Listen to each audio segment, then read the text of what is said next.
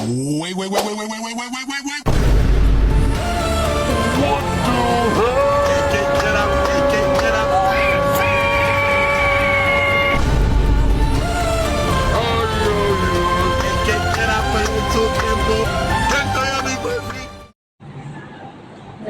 Assalamualaikum warahmatullahi wabarakatuh. Selamat pagi anak-anak. Sudah sarapan semua enggak? Barusan. Ada yang belum sarapan juga ya? Nanti ya istirahat ya. Nah, sebelum pembelajaran dimulai, kita membaca doa terlebih dahulu ya, biar pelajarannya itu lancar. Berdoa di dalam hati dimulai. Selesai. Nah, Ibu sekarang mau ngonseng ya. Coba, ada yang nggak langsung nggak? Ada. Bisa. Kira-kira ada pertanyaan lagi, Ibu? Sakit perut. Sakit perut. Makan siapa, Ibu? Ada siapa lagi yang nggak masuk? Pipi, Ibu. Kemana? Nggak tahu. Ini. Kemudian, sebelum Ibu mulai pelajaran, mau nyanyi enggak? Mau, ayo, Bu. Kita nyanyi lagu nasional, tahu nggak lagu nasional itu apa? Nah, ayo. Nyanyi bersama ya. Ya, Bu.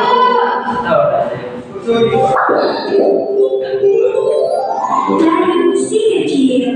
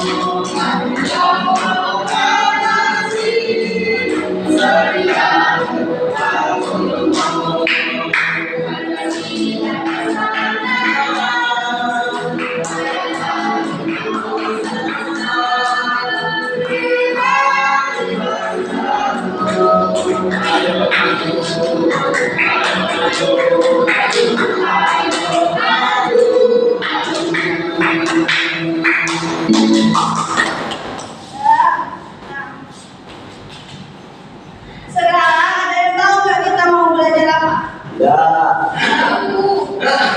Sekarang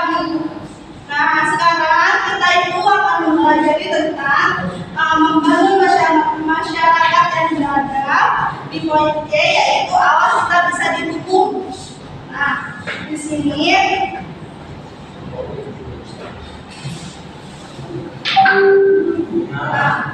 tahu nggak kenapa itu penting banget ada peraturan? Yang berkata, terus apa lagi? Disiplin, Bu.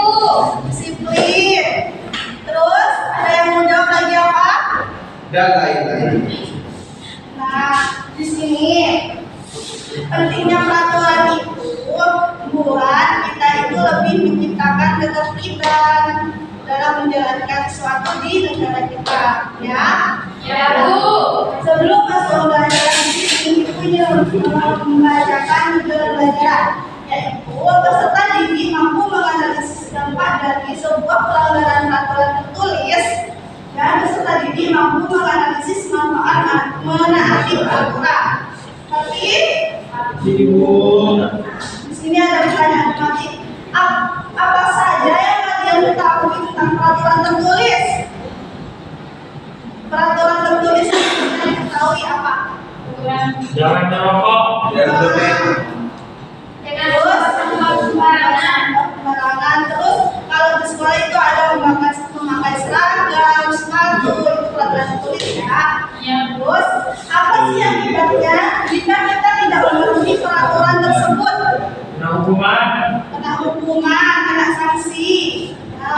Terus, di sini peraturan itu apa sih? Benar tadi yang temannya itu jawab, ya.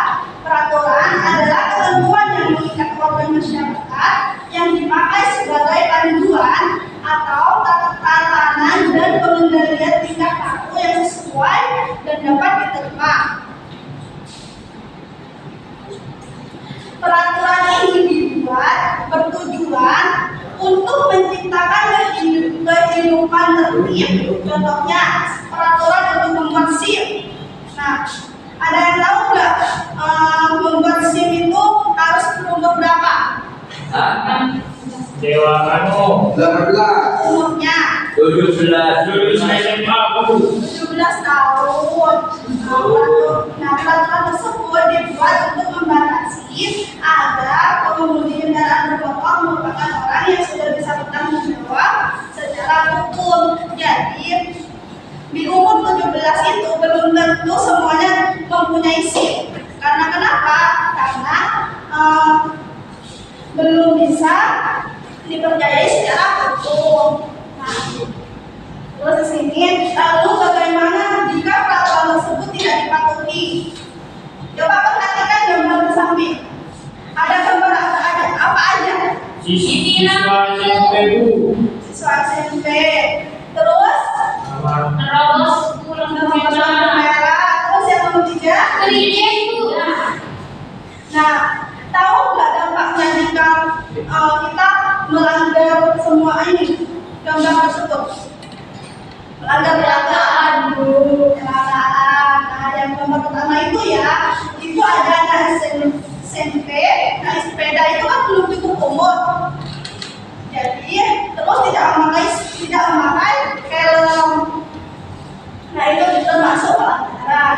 Terus yang kedua yaitu menerobos lampu merah. Di sini jika kita menerobos lampu merah, kita akan terjadi apa? Kena sanksi polisi. Kecelakaan, kena sanksi. Terus yang ketiga yaitu anak SD bonceng 3. Anak SD bisa nggak? Boleh nggak? Naik sepeda motor? Boleh. Jadi itu termasuk pelanggaran. Nah, di sini 17 tahun kan kita memiliki SIM. Akan tetapi seperti yang tadi dijelaskan, belum tentu walaupun sudah berkendara belum juga bisa memiliki SIM. Karena itu dipercayai secara hukum. Seperti gambar tadi ya, itu masih anak-anak di bawah umur, terus tidak menggunakan helm begitu ya. Ya, Bu. Nah, di sini peraturan itu sangat penting karena tujuannya agar menciptakan ketertiban. Jika kita melakukan ketertiban, akan menciptakan masyarakat yang beradab. Jadi, jika kita melakukan ketertiban, kita tidak akan terkena apa? Sanksi. Terkena sanksi, tidak terkena hukuman. Itu ya. Nah, di sini macam-macam peraturan yaitu ada peraturan di sekolah, ada peraturan di rumah, terus ada peraturan di lingkungan tempat tinggal. Nah, ada yang bisa kasih contoh nggak peraturan di sekolah itu apa? Datang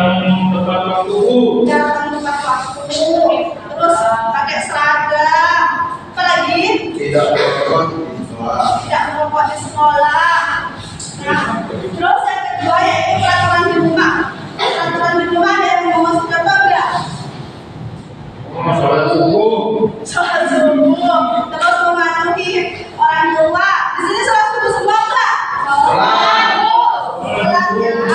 Sudah mematuhi perintah orang tua enggak? Sudah. Terus yang ketiga yaitu peraturan di lingkungan tempat tinggal. Nah di sini peraturan di lingkungan tempat tinggal yaitu tidak membuang sampah sembarangan, terus saling membantu atau gotong royong, terus tidak membuat kekacauan di lingkungan sekitar. Nah, di sini ibu punya itu apa? Ngerti sempat nggak? Paham ya? Ada yang mau ditanyakan nggak? Gak ada Bu. Ini ibu akan memberikan tugas ya. Ya, Bu. Kalian itu kerjakan, terus dikumpulkan minggu depan. Ya Bu. Betul.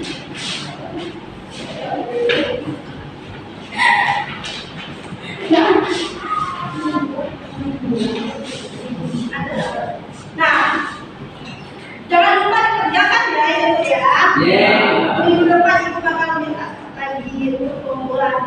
Nah, dari pembelajaran hari ini ada yang mau menyimpulkan nggak? Ada, Bu. Ada.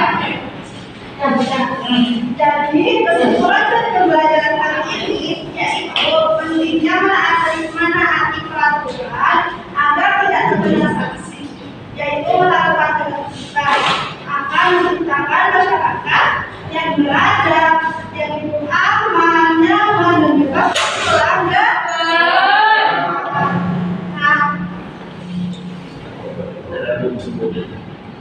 sudah, halo ya, jangan lupa tugasnya ya dikumpulin minggu depan. Mungkin hanya itu dari ibu ya pelajaran hari ini. Sebelum kita mengakhiri pelajaran hari ini, marilah kita berdoa terlebih dahulu sebelum pulang. Yaitu berdoa dimulai.